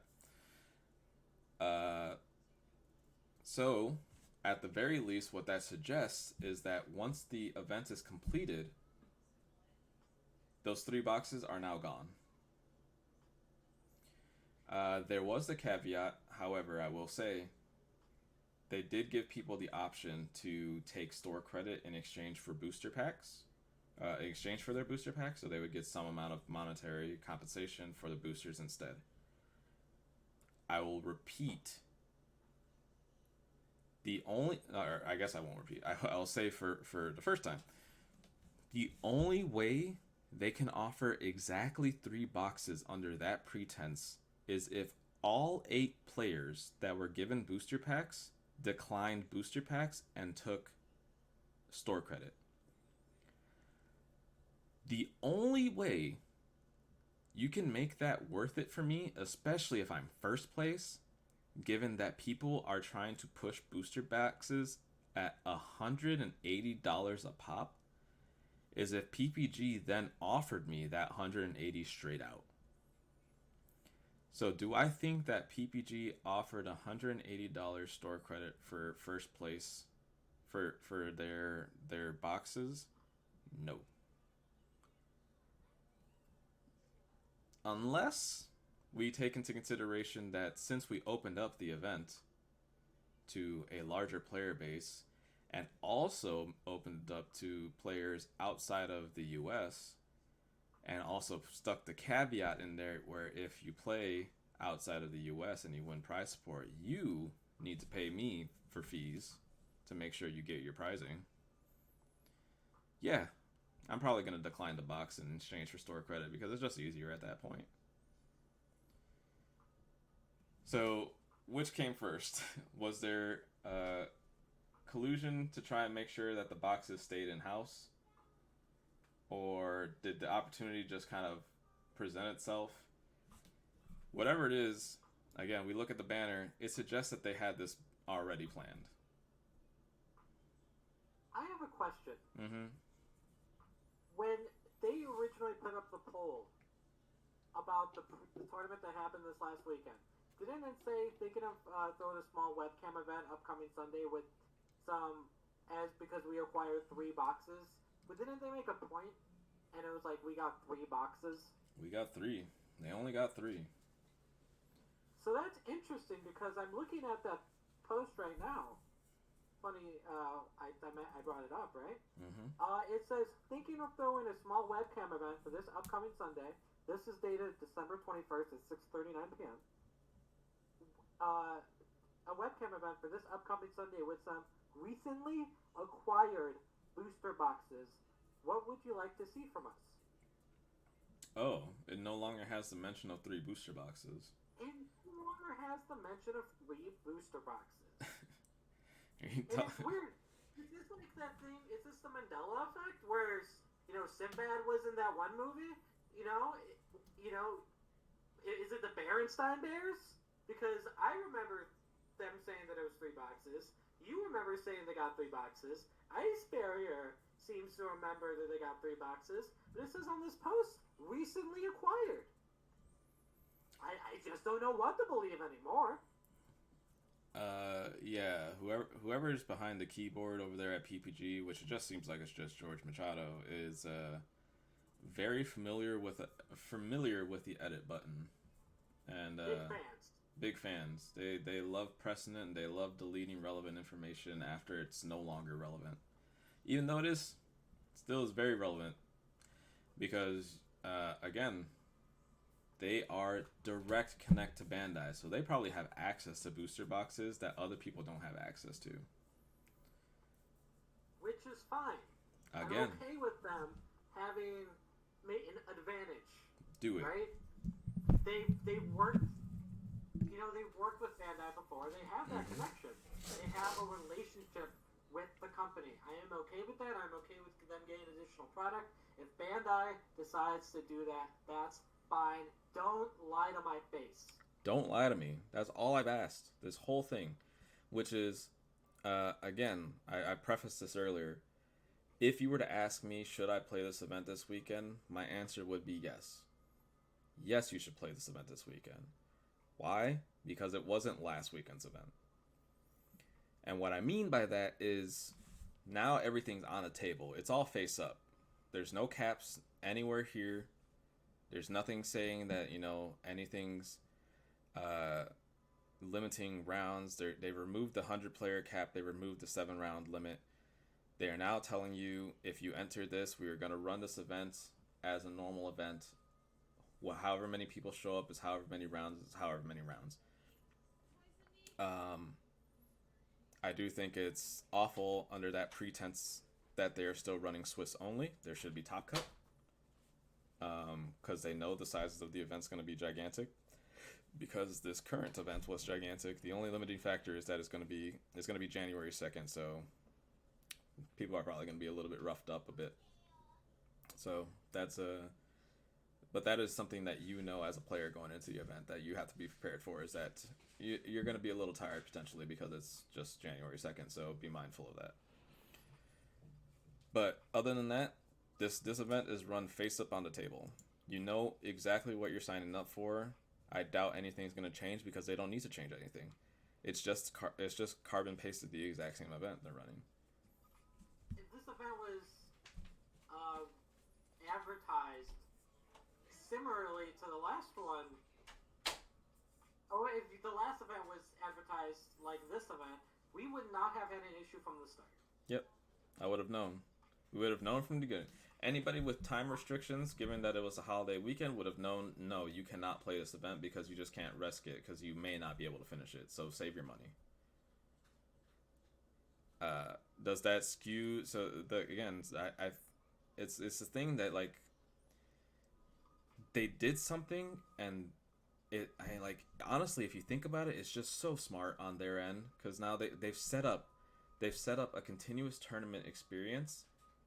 And it's based solely off of you guys wanted this, so we're doing it. Blah blah blah. And you're trying to empower the players into thinking that this was their decision, but it wasn't the players' decision. This was PPG's decision the entire time, and people are just eating it up and just don't even realize that PPG's lined it out for you. They just set up the entire whole rest of set 1.0 for you until potentially we get some events back off of easing COVID restrictions. And people don't even realize it.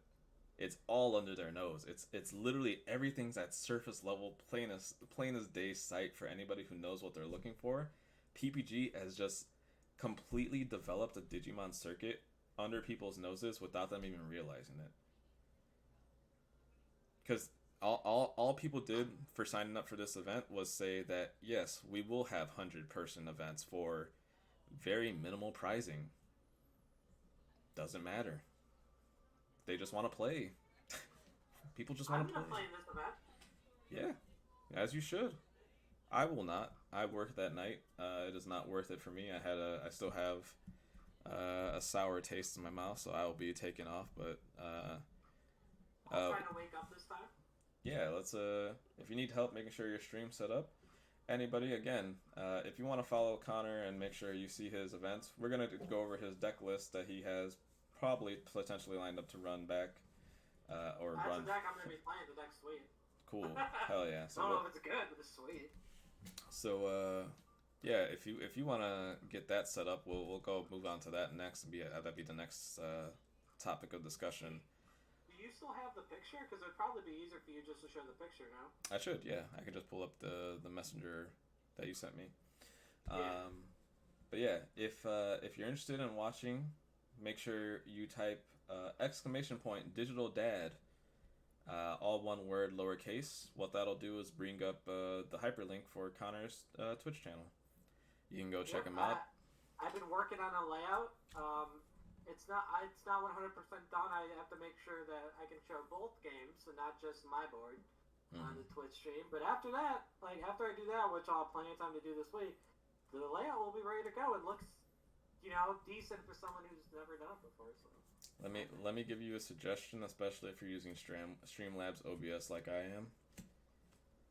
Make sure the camera that you are using for your play space is not associated to your Streamlabs at all, and just window capture the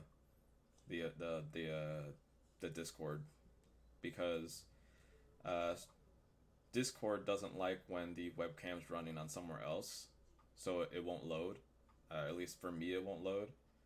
I ran into that when I was setting up Friday, and I'm glad I always test my things beforehand, because I would have just ran into the event, kind of got cold-sided as to why my camera's not working. And the reason it's bad is because Discord won't allow it to happen, so you essentially can't play the event that way. Got it. So do be mindful of that. But yeah, exclamation point digital dad, and that'll bring you to him. Bang. Boom. I'm not affiliated at all or anything like that. I streamed for 10 minutes late Saturday night just to make sure that it was that my layout worked and that you could hear me. So it looked pretty nice. I enjoyed it. And then we had this. Yeah, but again, so this event's face up on the table. You know everything going into it. Hopefully they get another significant turnout, and then we can look at those results and we can treat them as what they should be, and hopefully that's significant. There's still going to be the asterisks on the player system, but I honestly think that I have a feeling that on this event the player system will be a little bit more correct, a little bit more, up to code per se, as to what to expect as far as tournament software. But if you guys play this event and you see any kind of funky things going on, please let us know. Connor, I'm sure you'll track that yourself, but yeah. And also, I do want to say, when it comes to these prizes, they've included Ultimate Guard exclusive Super Hives in every prize tab. Those Ultimate Guard Super Hives are sweet. Super Hives are great, and they're so that's that they did increase it, so it is a little bit better. The Super Hives rather than the regular deck boxes that they had, the Sidewinders on the other ones. Yeah, Super Hives are actually a significant prize. Those things are pretty expensive. They're fairly large. This is a Super Hive. And theirs is it says Ultimate Guard exclusive Super Hive. I don't know if that means it's like a special style that you can't get anywhere else. I'm not saying it's like a Digimon one, but yeah, this is actually what I put all my Digimon stuff in. Yeah. Every color is a different group of cards. Like, these are all the blue cards I own, green cards, red cards, black cards, yellow cards. I have 2 other deck boxes over here with purple. But yeah, this is like the perfect size. So, at least for now. Yeah. So, sweet price. I'm okay with that. Ultimate Guard exclusive, I believe, just means that is Ultimate Guard's product. They are the ones that made the Super Hive, so I'm pretty sure that's all that is. Let's see. We got my list. Here we go. And this is Connor's list. Let me shrink Connor a little bit. And then let's see if I can make this any bigger, potentially. No, other way. This way, no. Wow. I'm super big now. Okay. Yeah, you wanna talk a little bit about what you got here? We got a fancy purple deck here. So yeah, let me kind of give the breakdown of how I came to this. So I want to play something fun, and so I was obviously gonna build Rookie Rush because that's fun. Didn't have 4 Papa Mods, so I was like, okay, not worth it. And then I was gonna build some multicolored thing, and I was like, man, I really don't have a lot of what's going on here. And so I was just kind of looking through cards, looking for something that caught my eye. And Docile, I see that you're kind of already. I don't know if you're referring to this card, but I pulled up Were Garurumon, and it has an inherent effect. This is when it's attacking. Once per turn, you may delete one of your other Digimon to unsuspend this card. And I was like, well, that's kind of sweet. What can you go into? And then there was, what's the exact name of this card? Venom Myotismon. Yep, nailed it. So, that's a security attack +1, and when one of your opponent's Digimon becomes suspended, it can gain a memory. Random effect, but it's fine. And so I was like, well, what if you just played this sweet value deck where you're just trying to basically security attack a million times +1. And so you play the Night Raids, you play guys that when they die you get some sort of value. You play a card like Metal Garurumon, which is just like a great card alongside those. And let's just try to hit 4 security in a turn. And so that was my idea for this deck. You're playing Metal Garurumon. You're still playing a Piedmon because it's really good just to get more things on the board. Beezlemon is just a good card. It gets rid of blockers, and it's just Beezlemon's a great thing to have on a level 5 Were Garurumon. Chimeramon is good, and I only have 2, but I don't know if I would play more. Just because it's great to get rid of those blockers, but you don't want to kill the guys that you have when you're trying to kill the guys that you have for Rare Garurumon. And then everything else I think is relatively self-explanatory. You got the value rookies, you got your kind of prototypical level 4 lineup.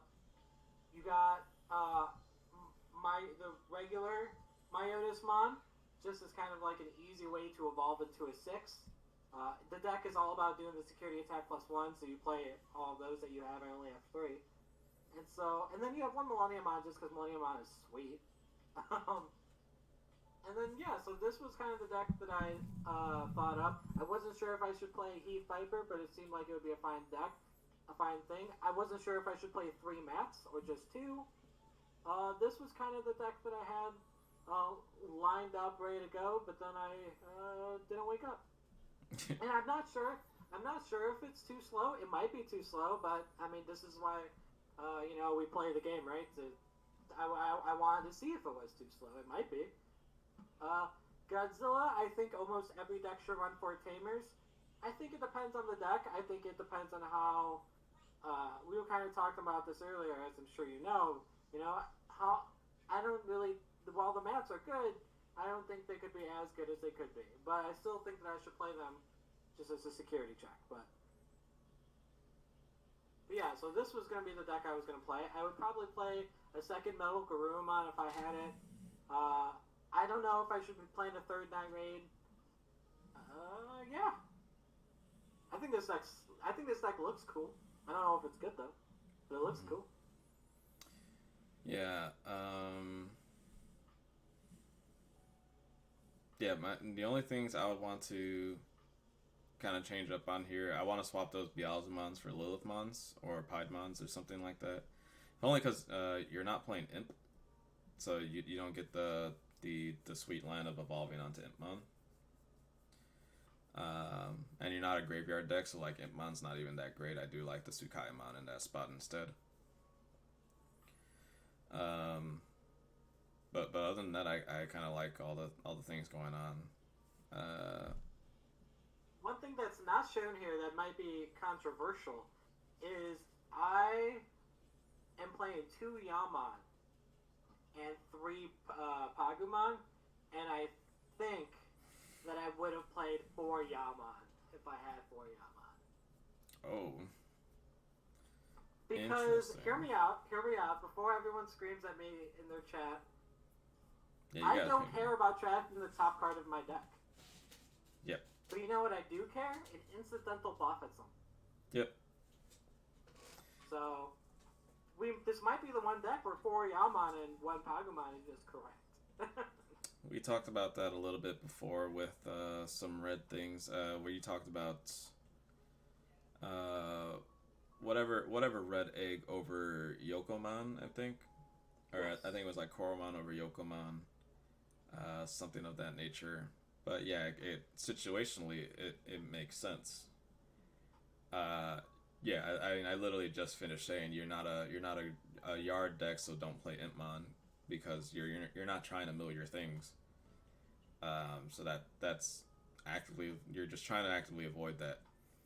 Honestly, I could just see this being a whole thing where you don't even care about the Yaman or about the uh,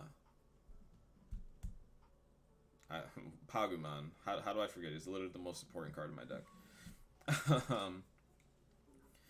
um, yeah, this could be one of those scenarios where you just play the 4 eggs and just climb the ladder. I do think your ultimate count is also high. Or at the very least, I would want to trade a Myotis for another Chimera or something, or for even another Mega, even potentially. That's fair. Was it? This deck was made also, by the way, at like midnight. Yeah. So keep that in mind. If it's like, well, I'm not sure if maybe this card's correct. It might not be. You're right. Feel free to say it. Ice Barrier, that is a hot take. I agree. Hot take that Yaman is better than Pagumon in any way. Yeah, it also sounds like he was on the same idea as you. With that's probably better with 3 Yas and 2 Pagus. Yeah, I mean Pagu's not great. Docile, I love you, bud, but it's Connor, not Colin. Easy mistake, I get it. But. Yep. But yeah, like honestly, there are times where Pagumon, like late game, I don't want it because I have to risk attacking and like milling my deck. Like there are sometimes I go really deep with purple, and I could just deck out, and that's something I can't control. Like those effects aren't maze. I wish they were, but they're not. I think this would be a sweet deck also because no one's gonna expect you to be playing Where Garurumon. This is like it's very similar to what you were saying of like you see a purple egg, and let's say it's Yaman, right? Mm-hmm. They're gonna be like, oh, he just hit the bad egg playing purple, and they're just gonna play around the first few turns, you know, as if I'm just your typical purple deck because you're gonna see, you know, Tapermon into, you know, Wizardmon, your typical kind of setup for purple, and then I just drop a Were Garurumon into a Venom Mistamon, and it's like, oh, I'm being attacked, and for a bunch of security all of a sudden, like what's going on? Mm-hmm. And I think it can catch people off guard. The Venom Myotis for sure. The Were Garurumon, I don't think as much. If only because like the Lilithmon purple decks tend to favor Were Garurumon as something to evolve into, since it actually has an inheritable where Chimeramon doesn't. But that's something like you'd have to be following the trends, and I know you don't really look at the trends and those type of lists and things like that. So Were Garurumon, I don't think is much of a surprise. I think you can definitely trick. I definitely believe the Yaman, like where you're trying to stack on a Yaman, they'll be like, huh, well that's not that bad. But yeah, the instant that Venom Myotismon hits the table, there's gonna be some fuckery afoot. That card's just good. Like I think that card gets overlooked just because of how great the rest of you know, the megas are for purple. You know, you got Beezlemon, you got Piedmon, you got Lilithmon, you got Metal Garurumon also. Mm-hmm. All of those megas are so good that people just forget about, hey, actually, this card is security check +1 with a good effect in your opponent's turn. Card has a lot of good text on it, a lot of good words. I mean, this one's not even that bad as a champion, the Digimon. I guess it's because it's champion slot that I wish this was an ultimate. If this was an ultimate, like a 7th play Toodle of all ultimate or something like that, this guy had been a real surefire go-to over Myotismon. But I think that champion slot's kind of taken. Wizardmon, Goblinmon is the best combo in purple. Valmon is your blocker that gets back with Piedmon, so you want to play those. And then Devimon is your incidental removal. Devimon is your removal spell when Trump Sword is not a removal spell, so that's something to always keep in mind. Yeah, Devimon's not a blocker, but he kind of acts like it. Yeah, it's almost way better than that. In case they Gaia Force, something like that, you get memory rebuild with. Yeah, that'd be pretty sweet for the Digimon dying. But yeah, I'm excited for you. Hope you get some sweet games on camera with this. Remember, if you want to see that gameplay, please go follow him at twitch.tv/Mr. Salinas or !digital dad, one word in the chat, and it'll bring it up for you. Yeah. Yes, this is what I plan on playing on New Year's. Yeah, this looks sweet. I didn't bother looking. Did you happen to check to see how many people are already registered for that event? I actually have the page pulled up here because I am going after this podcast. I'm going to Register. sign up. So it says there's 54 available tickets, and there's a decent amount of people registered. I can tell you once. Mm-hmm. I guess I could pull it up too. Was it West Coast?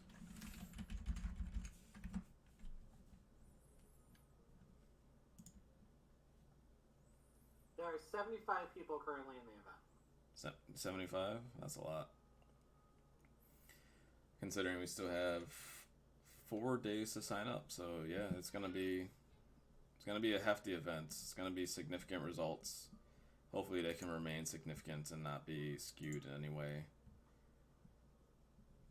But we will see. Bunch of 40K. All right. Yeah. Decklist. Let's see if we any names. Hey, Abraham Rivera was one of the top 16 players already trying to run it back. Claudio Dominguez. Gage Swift, I feel like I've seen that name before. Aspira's in here again. John Kim was one of the top players. Yeah, so hopefully they get to run it back, and then that can remove a lot of the kind of doubt in our head as far as like their performance goes. Yeah, a couple of people that a good chunk of the top 16 is running it back, so that's good to see. The only person with the ZZ name. Cool. Yeah, that's cool. Again, I know we somebody tried to post a link without being a fan. Yeah, do not allow links from people who are not regulars to the channel, so do be mindful of that. Also, yeah, just ask before posting. Please don't just post things. Yeah. Well, if you guys want to, do some clout and be like, hey, like, what about me? By all means, just, a little heads up. Yeah, just give us a heads up. I definitely want to share stuff with you. If you guys have sweet things, I want to show your sweet things. This is an everybody's channel, not just us. But yeah, Ice Barrier. Connor signing up. Again, if I had the availability and I wasn't also like pretty salty over the things that happened this weekend, I'd also just sign up for this event as well. I 100% believe that people, if you want to play this event, play this event. 100%. Go for it. I will support your decision.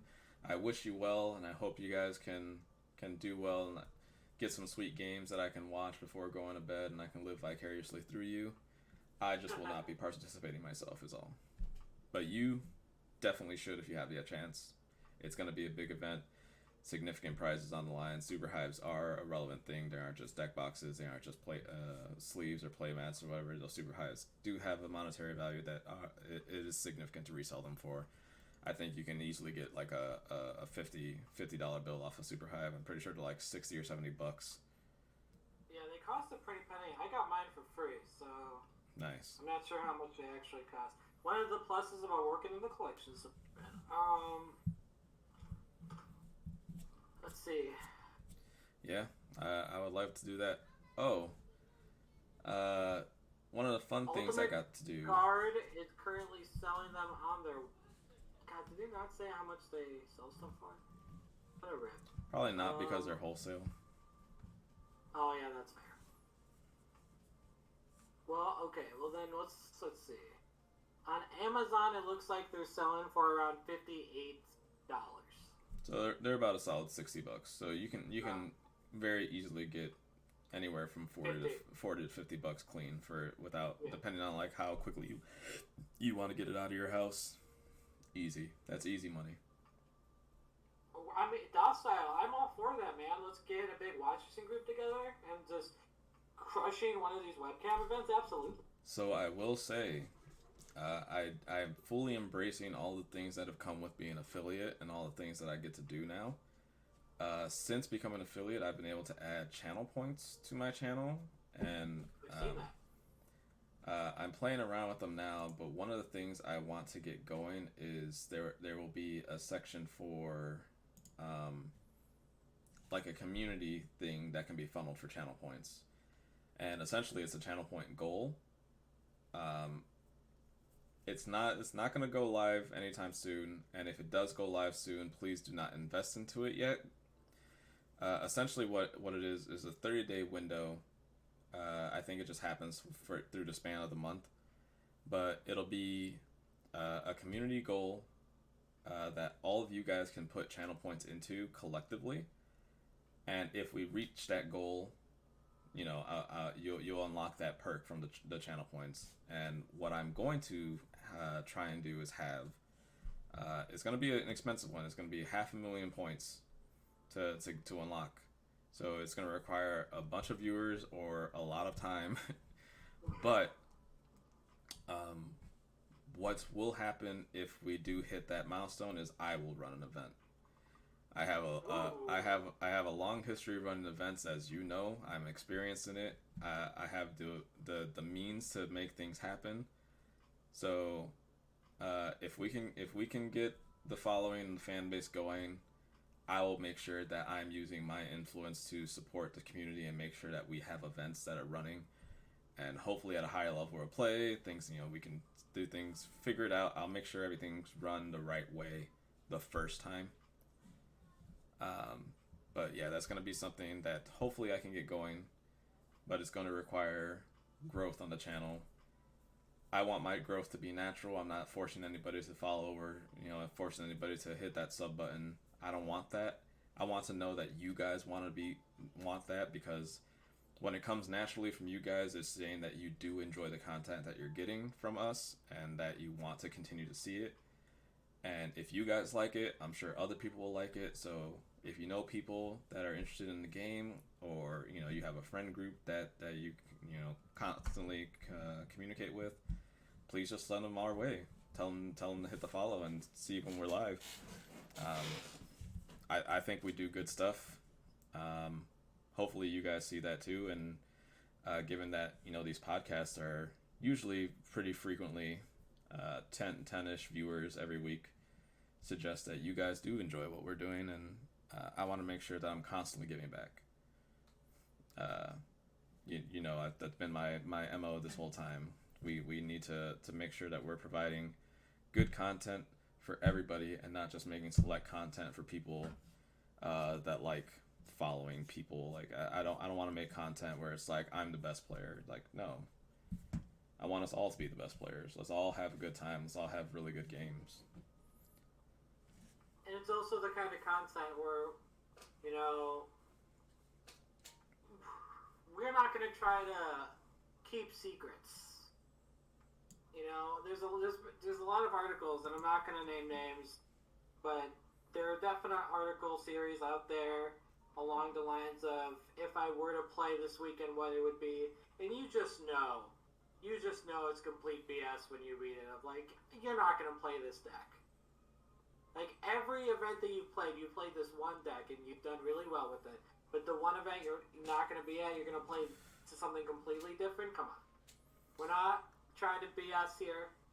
I feel like it should be made clear by now that You know, sometimes I just don't know the full context of something.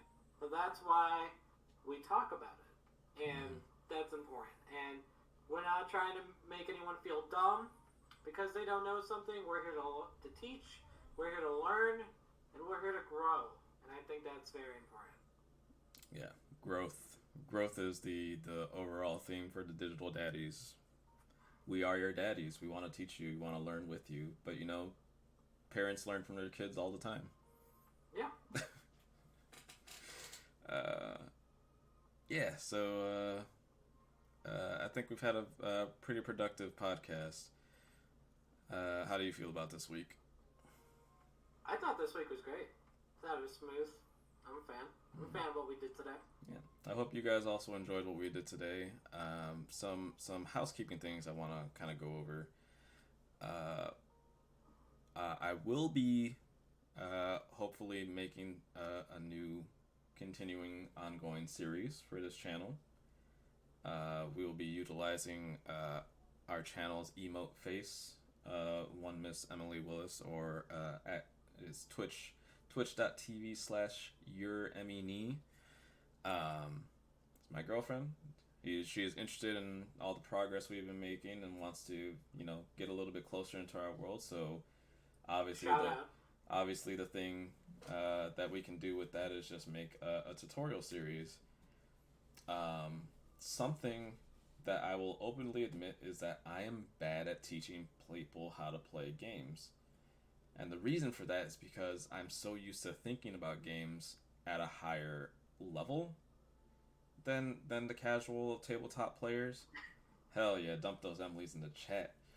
But yeah, the way I think about games is not the way that somebody who just picked up a pack and ripped it open will look at the game. And that's hard for me to kind of take a step back from.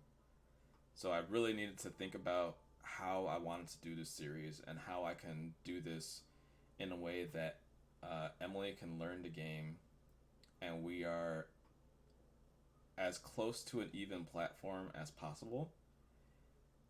So what I came up with, we'll be doing either once a week or twice a week. We'll have to kind of figure it out. From there, we are going to take advantage of the fact that this game is mirrored across colors. And I'm going to use my large card pool of available cards that I have. I'm going to make almost card for card replicas of every deck across each color. And then slowly introduce new concepts every week so that way she can be introduced to the game kind of naturally. Almost like a tutorial you would in a video game. Think about like whenever you played like a Yu-Gi-Oh game for the Game Boy. You always started with your vanilla deck.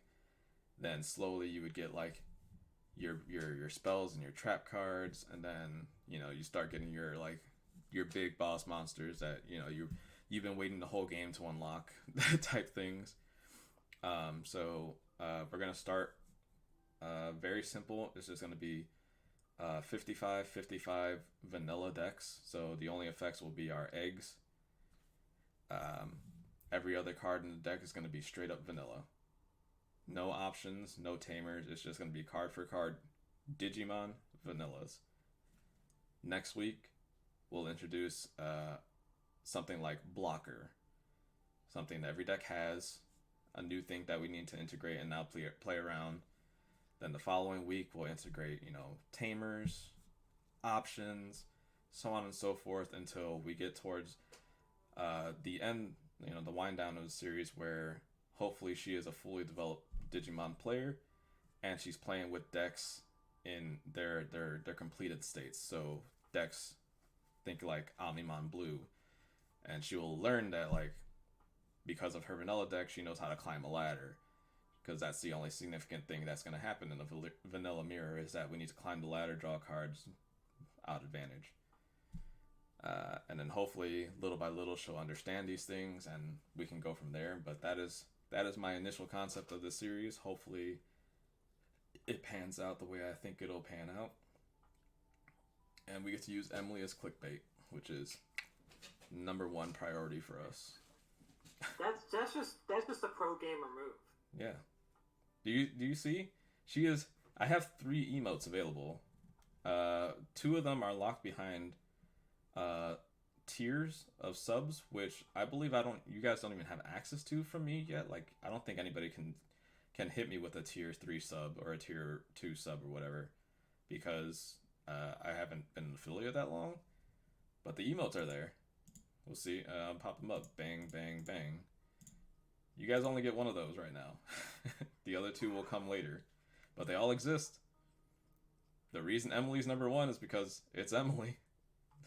That's the best emote I can find.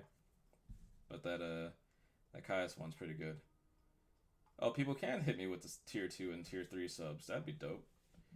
Obviously, no real incentive to do that. I definitely wouldn't waste a tier 3 sub on me. You're just losing money at that point. At least for now. We can make it happen. We can make it happen at some point, but right now, no sir, do not do it. That you will lose money. I will feel bad. But hopefully we can make some tier 2, tier 3 sub content, and you guys may feel inclined to do so. But right now, you're not even inclined to sub at all. A follow will do. I would appreciate it more than anything. But yeah, that's currently in the pipeline for us. I'm excited to work on it. I will say. Mm-hmm. I'll let you finish. Oh no, that was it. I was just kind of rambling. I will say something that's in the pipeline for me.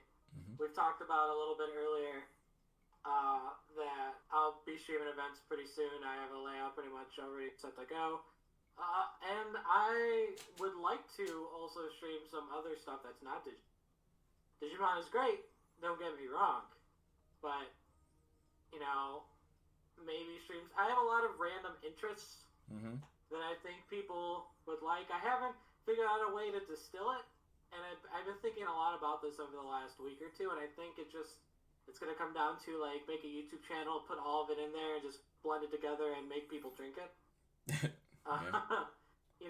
There's a lot of random things that I like. I've been wanting to talk about Scooby-Doo for a long time. I've been wanting to play weird video games for a long time and just kind of obscure stuff. How many video games do you think there are of Scooby-Doo?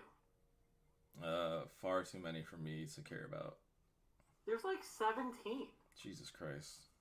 And none of them are mystery games. They're weird platformers and stuff. And I just find that so interesting. That your whole shtick is a detective series with some camp, and you're playing a platformer. Yeah, man, you gotta collect those Scooby snacks. I don't care about anything else.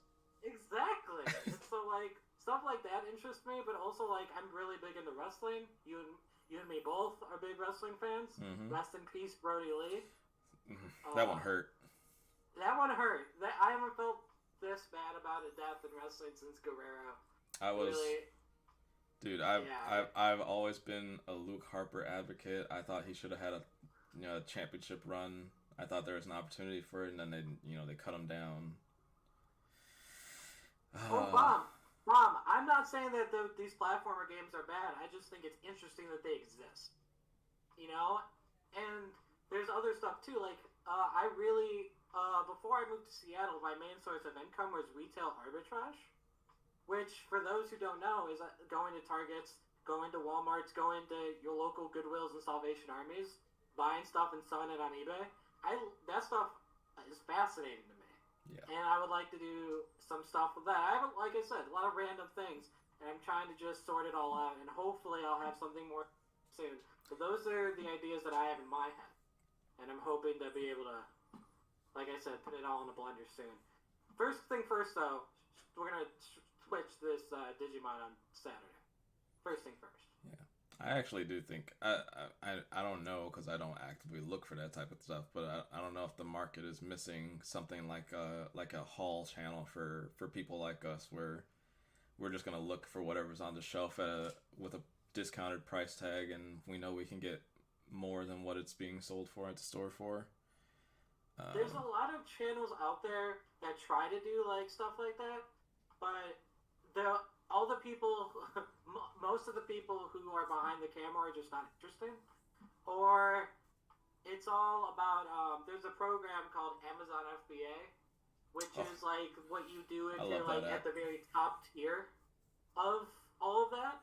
And so many people aren't, and I think it's wrong to advertise that this is the only way to do it when it's such a dangerous thing to do if you're not actually ready for it. Because there's a lot. It takes a lot to upkeep. There's monthly fees that are like over $100 just to be a part of the club, you know. And so, for me, I think it would be really be like, hey guys, I'm outside of this. Let's find some cool shit. And then you just go into the Goodwill and be like, I spent $8. I'm planning on making $55. Like, I just think that would be super cool. You know, like for example, the last time I went to a Goodwill, I found a Jessica Rabbit Disney shot glass for $2. And like, for those who don't know, if it's authentic Disney, that stuff is worth money. And I sold that shot glass for $20 on eBay. You know, it's just a lot of cool stuff like that that I find interesting. And I know that if I find it interesting, other people will also find it interesting. Yep. I'm down for promoting self-interest in the sake of making self-interest shared interest. Find a community, grow it. I'm super down for that.